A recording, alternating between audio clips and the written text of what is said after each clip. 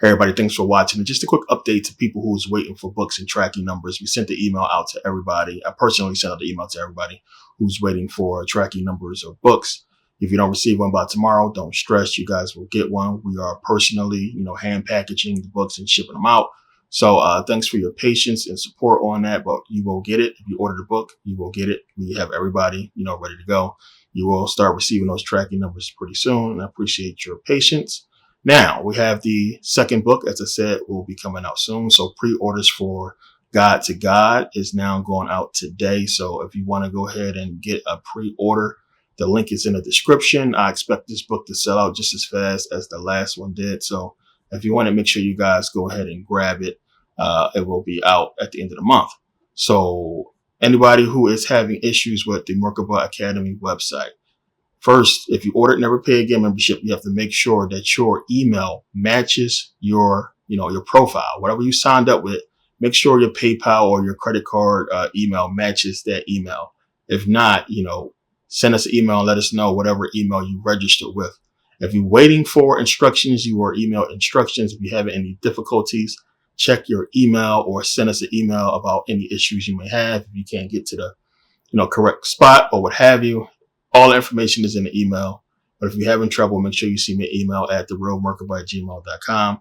But again, if you're having a problem, it's probably because your account is not updated, because your email does not match the email you pay with, because there's no way we can know who you are if that email or your name doesn't match. So either when you register, your name has to be the same name as you paid with, or your email, so we can match you up and find you on the on the account. So the thing is, people pay, we try to find out who you are. If you didn't register yet, we can't figure it out. So first things first, make sure you register, whether you pay or not. Make sure you register for merkabahacademy.com. It's free to register.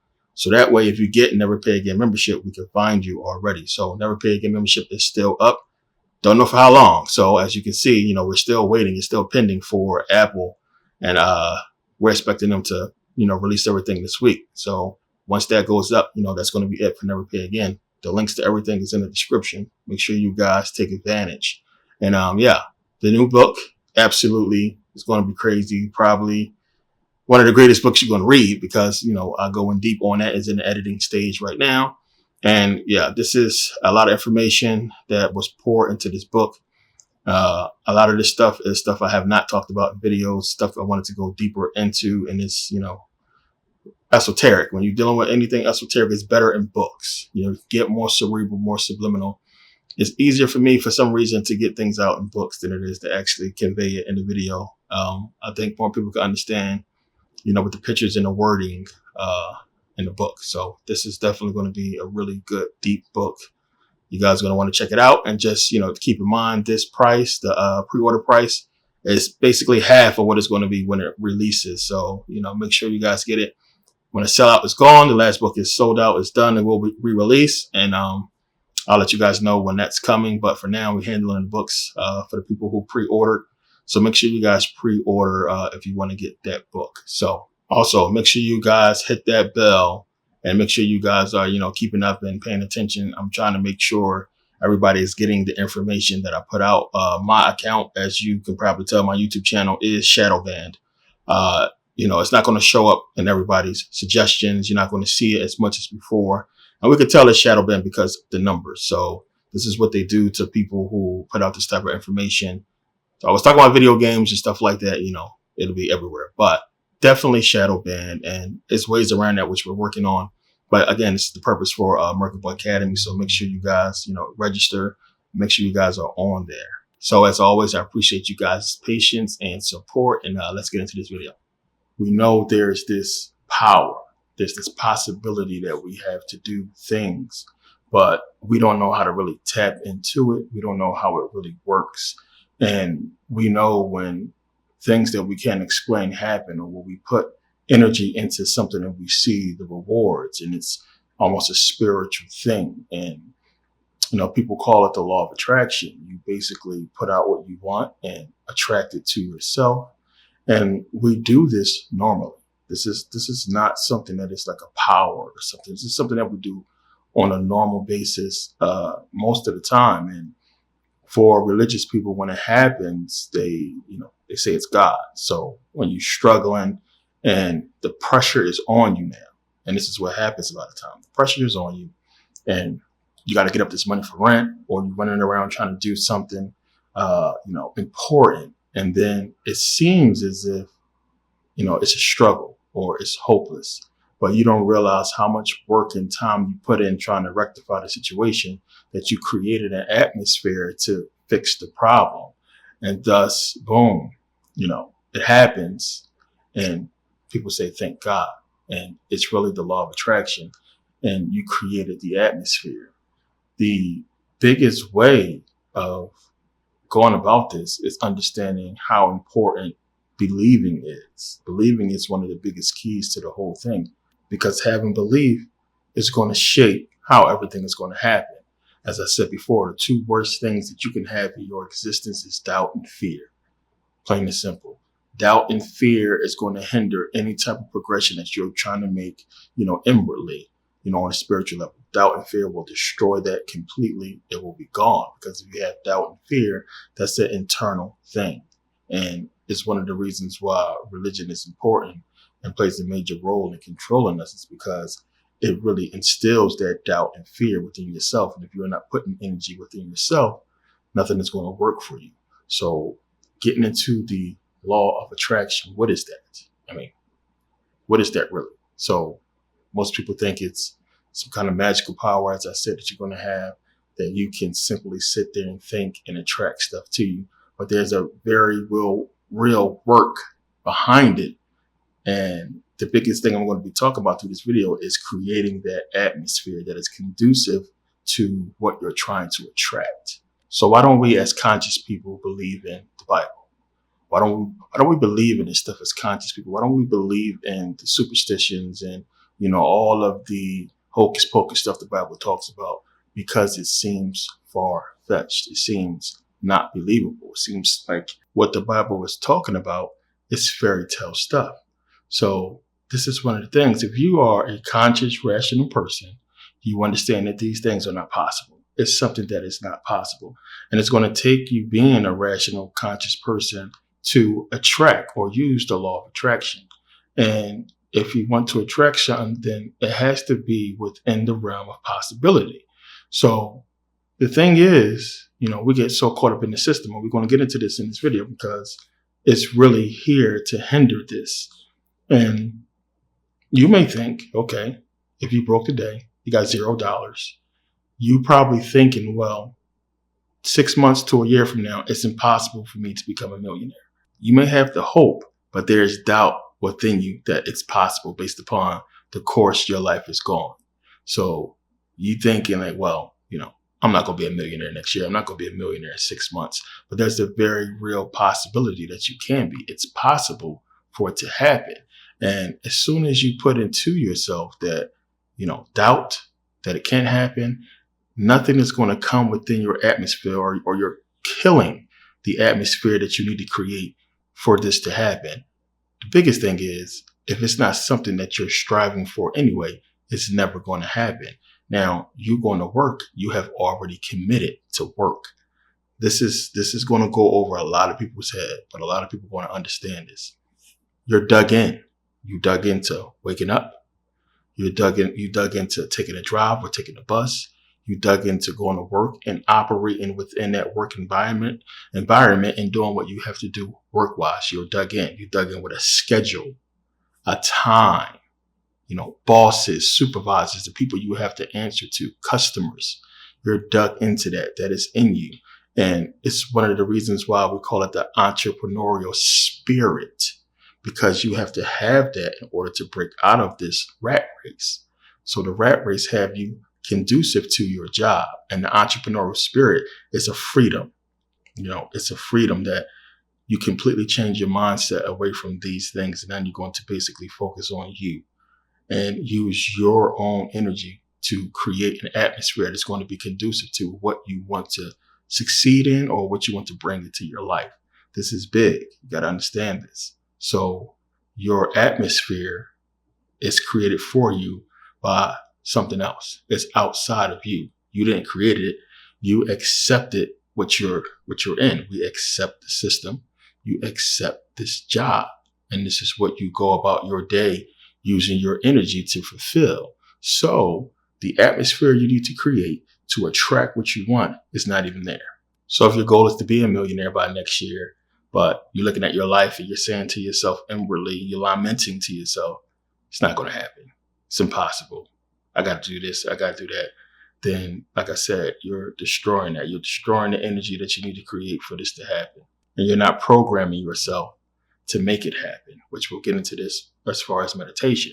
So it's not saying on the flip side that, if you're just super positive all the time, and you just always constantly say, because a lot of people who do this, you probably do it as well, and you try to focus your mind on saying, I'm going to get this, I'm going to do this, I will. Because you're saying that because deep down you're doubting yourself. Doubt and fear are two worst things. You don't really believe it. That's why you're saying it. You don't really believe it. That's why you're trying to, I will. This is not, you shouldn't go that route because you have to be confident. You have to believe. So this is going to make a lot of sense. We get into the biblical part of this. And there's a reason why in the Bible you have belief and you have faith.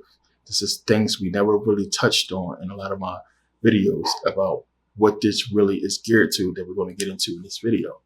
So belief and faith, two powerful things, but misdirected at the wrong thing. And belief and faith in what? If you don't have it in yourself, there's no point because anything outside of you is not going to bring you what you want. It has to start with you. So if you don't have belief and faith in yourself, game over. You cannot move forward. You cannot attract what you want because you don't even believe you can have it in the first place. So we have been brought up in a system that is conducive to us having doubt, fear, worry, stress about very real things that's obtainable that we see all the time. And we have a system that gives us advertisements and commercials or what have you to leave us wanting for these things. So your recourse, your thought into getting these things is what? Go out and work. And you work hard, and many people can't afford the things that they see and the things that they really want because your mind is not really focused on that thing. It's not the singular goal of your life. It's just something that you want. And now, since most people don't even know the singular goal they want in their life, they just want to make money. And the only way they know how to do this is to go to work. So this is what they do. Work. And then time passes. You never even get in create an atmosphere that's going to bring you what you really want. So by saying to yourself, I will, you're already putting doubt within yourself. Whereas a person who has, took the necessary steps to do what they need to do to get what they want, they're confident in their direction. They're confident. They're moving on to the next step. They're moving on to the next thing that they have to do because they understand they already laid the groundwork for what they want. Now, example is this. If you want a job, what should you do? I'm going to go online. I'm going to apply. I'm going to go out and I'm put in applications. I'm going to pound the pavement. I'm going to look around. I'm going to search. And then eventually you'll get the job. But see, most people will say, well, of course he got the job because he did all that work. He put all that work and time and effort in and he got the job. But, you have to think about it. Even if you do all of that, the final decision isn't yours. And you're doing something that other people probably done as well, applying for the same job you apply for. How did you get it? And this is, again, one of the reasons why when people know you go to a job interview and you sit down and there's 6, 8 people waiting to get the job, and then you get the phone call, thank you, Jesus. But you didn't realize how much work you put behind that and its atmosphere you created. If this is something that you really needed, you already established a mindset that this is what I needed, and your mind is focused on it, you're stressed about it, you're worried about it. but you put in the necessary work to make it happen, and it happened. Work is an important thing. Now, you're going to have to decipher the difference between the law of attraction and works and deeds. And then you have to realize that they go hand in hand, that one cannot be without the other. So the works is going to create the atmosphere that you need for this, law of attraction to work for you. So it starts with building an atmosphere around you. As I said, if a job is what you're trying to attract, you got to go and pound the pavement and go and look. And as I said, to most people, you're going to say, of course, if you keep pounding the pavement and putting in a bunch of job applications, you will eventually get the job. And that's exactly the thinking you should have. Plain and simple. Of course, you should have that thinking, because now you're confident about what you're doing and the works that you put in to achieve your goal. You put the work in. So, of course, you should be thinking, well, yeah, I'm going to get this job. You shouldn't have the fear, the doubt, and the worry that you will not. When you put the work in, you pounded the pavement, and then your works is going to pay off. You should have this confidence, not arrogance. It's a confidence in what you have done in creating this atmosphere for yourself. Whereas fear and doubt is the hindrance of progress. Fear and doubt is going to kill any progress that you're going to have.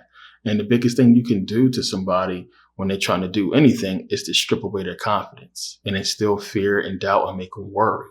This is why so many people are depressed and they get super emotional when they see certain things, because, one of the things that people always tell me when I'm debating the Bible is, as I talked about this, people have a lot of hope and faith, in the religion working, because they have so much fear and doubt in their own lives, and they have to look to religion because they don't believe in themselves to accomplish any of these goals.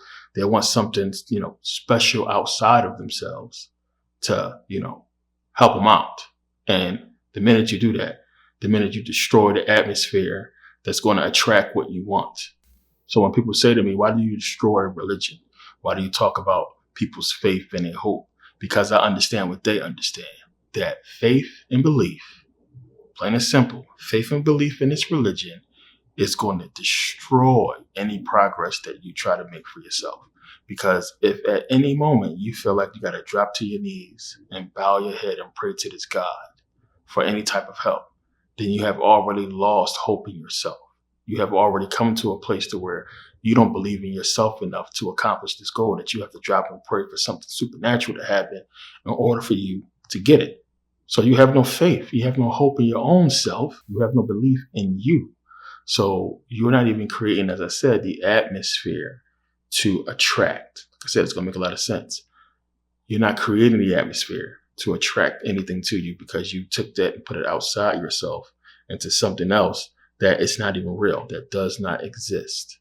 So again, most of the time when we have things work for us and we pray, it's because the situation is so serious. And then you go do everything you probably should have did in the first place, and it works. And then people say, well, I prayed to God and it worked out. No, you created the atmosphere for it to work. You went out and did what you had to do to make it work.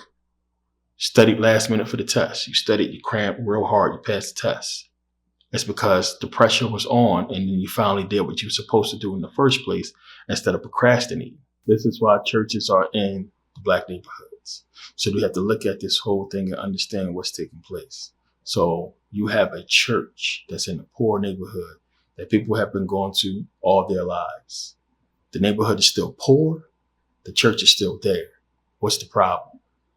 That should tell you right there, the church is the problem, because there's been no progression in the Black neighborhoods. Many neighborhoods you go in still to this day, the neighborhood is the same. It might be a new Chinese store or a new convenience store, but the neighborhood is the same, same stuff going on.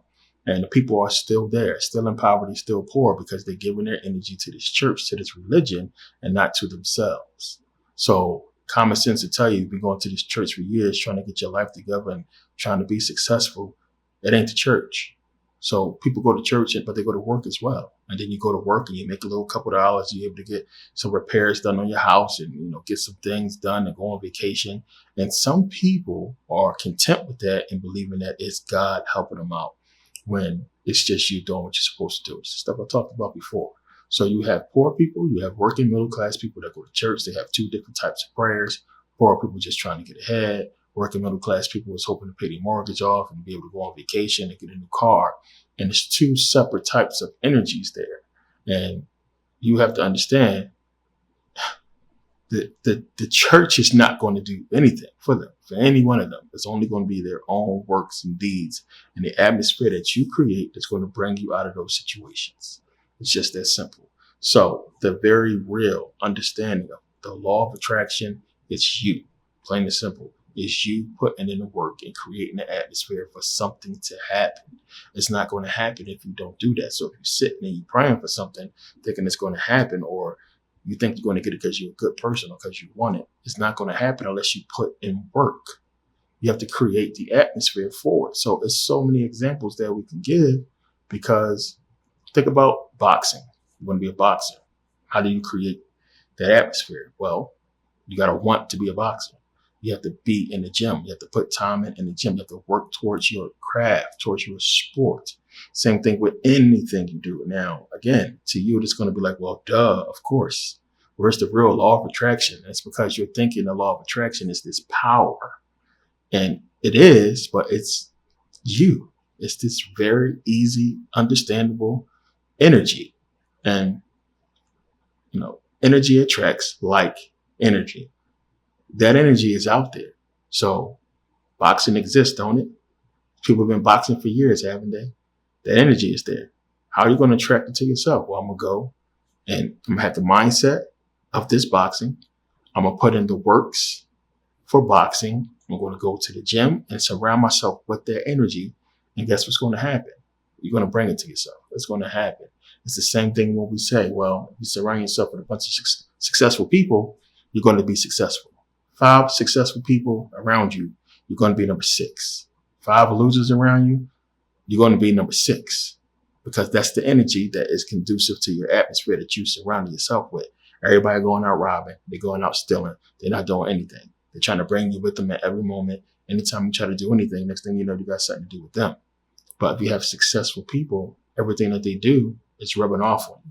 They're giving you advice, they're giving you pointers, they're helping you create the atmosphere that you need to be successful like them. This is why it's important. And we say this, and it sounds so simple, but it doesn't register. It sounds simple to you, but if it's not registering and you're not applying it to your life, nothing is going to happen. This is going to go over so many people's head. You're going to be stuck in the thought of possibility. You understand? It's possible that you can get this stuff. And possibility is, what people do with religion. Well, God is all powerful. So the reason why we believe that any little stupid thing the Bible says is possible, because we believe God is all possible, and anything that's possible, he can make happen. So when we say stuff like, well, how does the Bible say that no man has seen God? And then it says, Moses seen him and Jacob seen him and Elder Solomon ate with him. See, people can't fathom that's a direct contradiction, but they believe in all possibility when it comes to God. So anything is possible. Stuff that's stupid, walking on water, surviving 3 days in the fish. They believe it's possible because God can do anything. They believe in those possibilities. So it's the same with the Bible. When you're giving your energy to religion, you believe, even though you're in a situation that seems impossible, and you're praying to this God because you believe anything is possible with him, just like the Bible says. And there's a possibility something good might happen for you. But the minute you do that and you basically give your energy to this religion, you basically kill any hope of creating an atmosphere to produce what you want. And then the law of attraction no longer applies to you. It's not going to work for you at all. You put the energy into something else, and that's where the energy is gone. That's where it's at.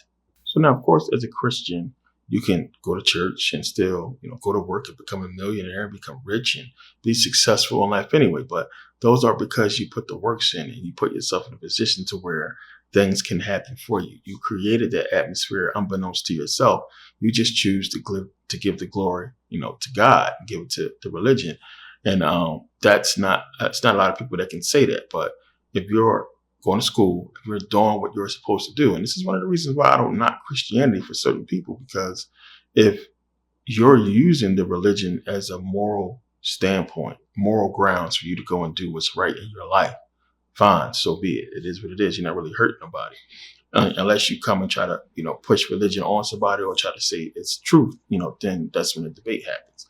But if it's guiding your life in a successful way, and unbeknownst to you, it's your energy, your works is really giving you the success, but you choose to give it to the book. This is possible. This is what happened. But as I said before, this is something that is rooted in belief. Belief is the biggest thing to all of this. You have to believe, and not I believe like religion, but a belief in the knowing, So it's knowing. It's like, I know I'm going to be able to do this. You believe in yourself, but you believe in yourself because you have put the groundwork in. You have done what you needed to do to make this stuff happen. So now, said all that, right? Go make it make sense now. So again, where did this come from? Just think about it. Where does this whole law of attraction thing come from? It comes from the Bible. Just that simple. It comes from the Bible. When you understand esoterically what the Bible is talking about, the Bible is full of the law of attraction. It's given it to you clear as day. So I talk about this a lot. And when you read the Bible, you'll begin to understand as you read what it's actually talking about. So I've given you guys, I've broken it up for you. Told you, God, Jesus, that is you. God and Jesus is you. Prayer is meditation. And how do you create this atmosphere that I'm talking about? Not just through works, but meditation. Because to do the works, you need to program yourself. This is a step-by-step guide. Don't get no more simpler than this. And I talked about this before, because how is it that you make certain decisions that shape the course of your life? And then we sit back and we wonder, why did I do that? Or how did I do that? And when I was saying before, when you're wanting something, this is something that you want so bad, you're going to go and do it. A person that's fat, they really get to a point where they take charge of their life and their whole focus is on losing that weight. And you will see a person go from 600 pounds down to 200 and something, because that was their sole focus. They was fed up. They put the time, they put the work in to lose the weight. And this is what meditation does. You can do this on a conscious level when you get to a point where you're fed up and you're just upset and you're mad. You basically snap, you say. But see, with meditation, you got to go through all the frustration. You just program yourself. And that's what it's about. So when the Bible's talking about prayer, and then look at how everything goes off prayer. What does the Bible talk about? Oh, when you go and you pray, you ask and you shall receive. Pray to Jesus, you'll get what you want. But prayer is meditation. So what it's in essence telling you, meditate. Meditate. Meditation is how you're going to build that atmosphere. It's how you're going to program yourself, as I said. So in meditation, you program yourself. You focus on what you want, how you're going to get it, and what you need to do to get it. If it's something that you seriously want, you will get it. Get that. Biggest problem right there. See, the things we want is not really our heart's desire. It's not serious enough. See, you can say, I want a Ferrari, but is it really that serious? You know how much it costs. Do you really want it that bad? No, it's a dope car to have, but you don't really want it. It's not something that's really super serious. You would love to have it, but you're not going to put yourself, in the atmosphere for you to get it, because it's not that serious. So what is that serious? Getting a job, putting food on the table, paying your rent, paying your bills, taking care of your family. These are the things that's important to us, and it's super important. So we do what we got to do for that. That's very important to us. That's something we say in our heart that we want, that we need to do, and we do it. You need to have this much money to pay the rent. You need to save this much money to pay bills. You need to have money to buy food. And this is something that we're serious about. And we focus on, and we make sure it's burnt, it's programmed within us to make sure we can take care of these things. Plain and simple. So with the Bible, meditation, with prayer, meditation, with the Bible, it's giving you the keys to the law of attraction. We're going to go through a few verses. But first understand, they know what church is. As I said before, I talk about it because I know what it is. I know what it does. They know the energy is going somewhere else. It's not going to you. You go to church, look at these people in church. They go crazy. Where is that energy going? It's gone to nothing.